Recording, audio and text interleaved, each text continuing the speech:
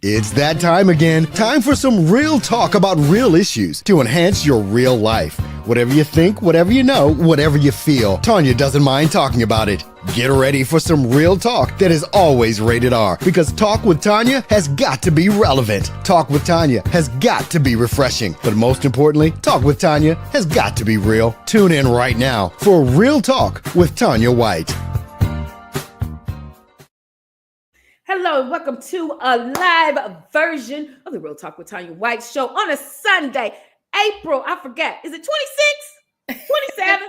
Today's the 27th, yeah. It's Derby week. It's Derby week. All I know is Derby week. And we are having a pop-up live interview with Fairen Kia, one of the 2025 Today's Woman, Most Admired Woman nominees in the category of social influencer.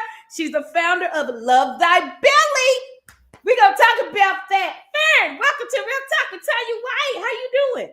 Hi, Tanya. I'm doing great. Thank you so much for having me on the show. Thank you so much for being here. We got, about 6 days left to go vote. Go vote for Fairen right now. And while you in the social influencer category, go vote for your girl right now. In education, Tanya White, you can vote every hour up until Friday, Oaks Day, May 2nd at 12 noon. Fairen, tell us who you is, girl. Hey, everybody. What's up? It's your girl, Fairen Kia, the CEO and founder of Love Thy Belly, the premier body positive organization right here in the city of Louisville, with a global e-commerce outreach across all social media platforms. So you can find me at Love Thy Belly on your favorite social media, TikTok, Twitter, Instagram, Facebook.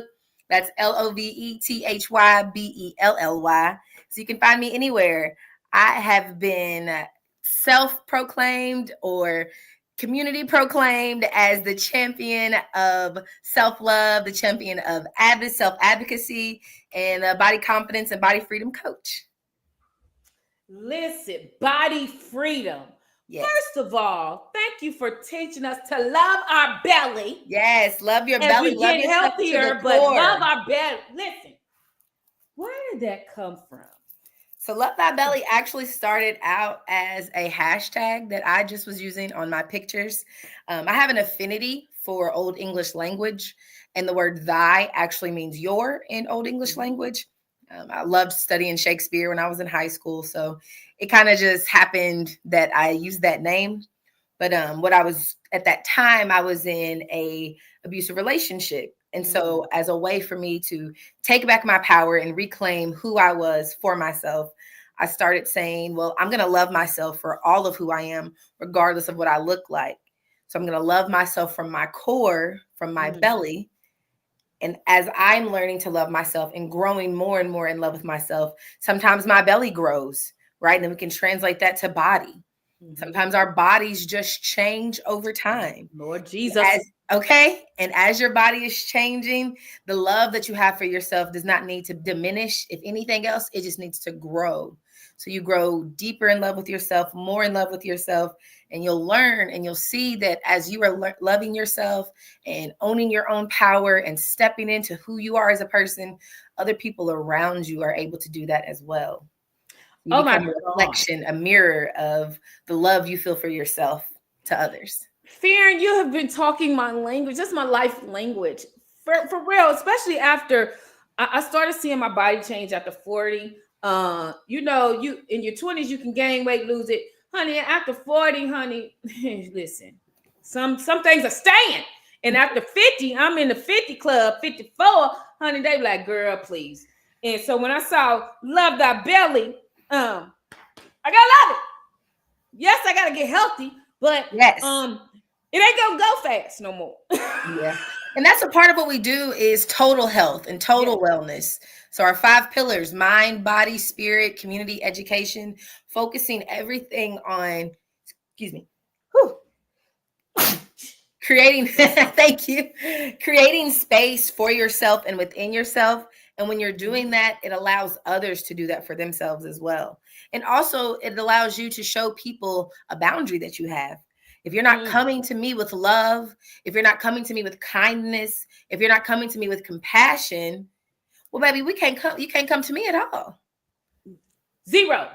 I'm putting up the bound. You cannot come in my zone. All right. Fairen, listen, I've been a big girl all my life. Even when I thought I was big, I wasn't. I was still. So the societal myths about being a voluptuous, self-love type of person, no matter what shape or size you are. What did you have to overcome individually? Because I know growing up, I didn't see as many voluptuous people. Like I said, that's why Auntie Oprah is my woman, because 1986 is when I saw me on TV, because I've never seen a voluptuous, plump woman of confidence until 1986 Oprah. And so where did you find that? Because I grew up with my parents, yeah, they instilled confidence in me. You know, you're beautiful. Then you go into society, they're like, yo, you're not, because you're this, you that, you that. So how did you fight through to not only fight through, but also fight through to say, I'm going to start an organization, Love Thy Belly, and my constant goal is to help empower others to do the same? Yeah. When I was in the second grade, we had these All About Me posters that our teacher had us create. And if you work in education, you probably have seen them before. When I was growing up, they were huge. They were like those big giant ones that she posted outside of the classroom. And, it had all the information, your name, your age, your height, but it also had your weight on there. And so I remember when she posted them out, I was in second grade. I remember walking by and seeing that my weight was different than everybody else's in the class. And that was the first time in my life I feel like I felt different than my other classmates. I've been big my whole life. And at one point in time, I was a little bit taller as well than some of the boys or some of the other kids. I was just a little bit taller. So I was bigger and I was taller. But it didn't sink into me until I saw the numbers and saw how different mine were in comparison to other people. And so I think that was the first time I ever felt the sense of othering in terms of my weight. And then over time, throughout the years, kids are kids. When you work with kids, that they are who they are. They say what they say, and they mean what they say. And sometimes kids can be cruel unknowingly, right? You're saying things, and you think you're joking, you're being funny.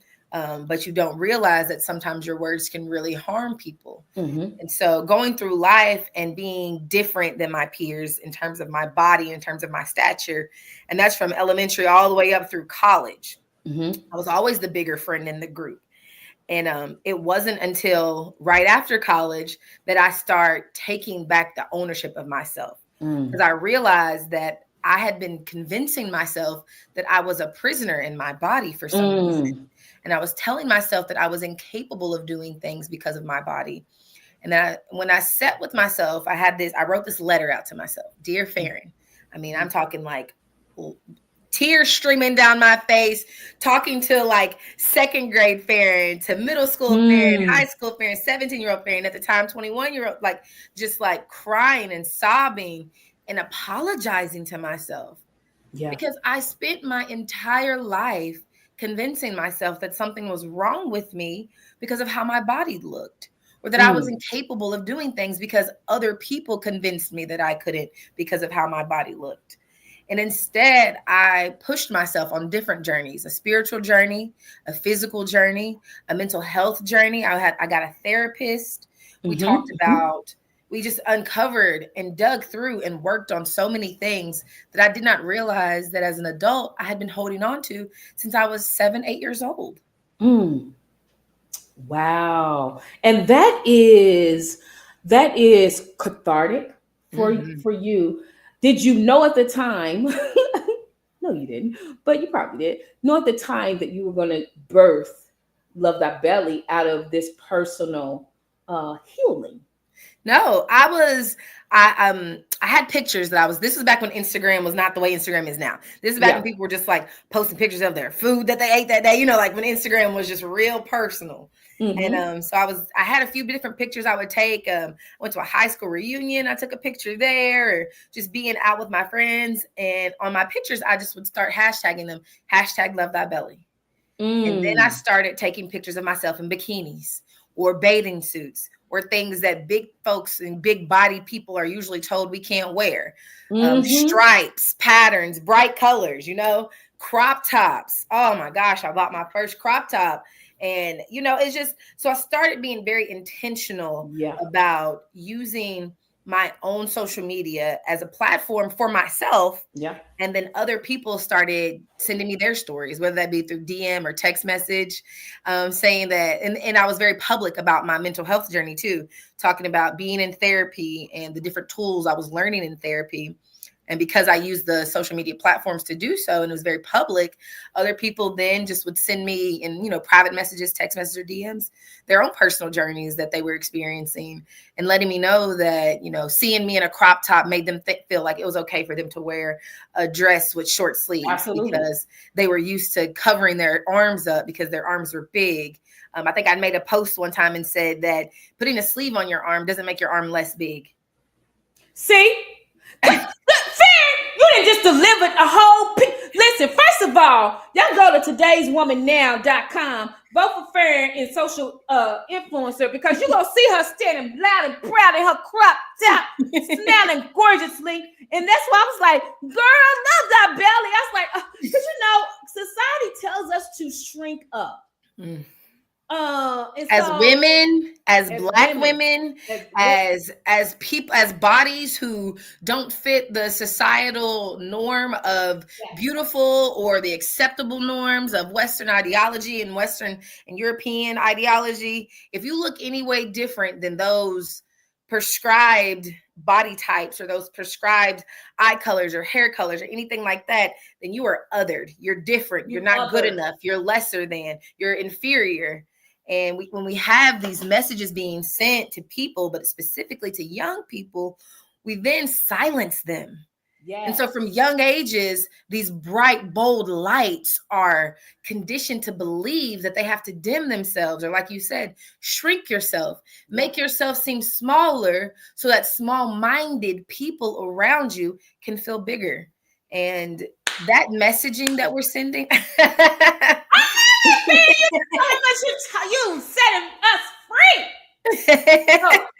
That messaging is so dangerous. So a part of what I do is, yes, talking to my younger self, but also talking to other people, whether they be younger or older, whatever age they are, anyone who is on a journey of life. And what I didn't realize is the amount of people who would pour into me their own life stories, and how those stories would inspire me to continue to share this message and continue to give space to people to know that it's okay that your body looks the way that it looks. It does not diminish your power. It does not diminish your humanity.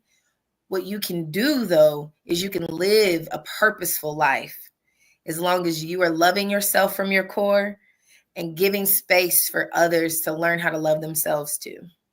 Lord Fairen, look, I'm just going to adopt you as my niece. I have a lot of social media nieces now, because y'all doing a doggone thing. And that's why I love having this platform. And we didn't even get to talk to how you felt when you got the nomination. How'd you feel when you got that nomination?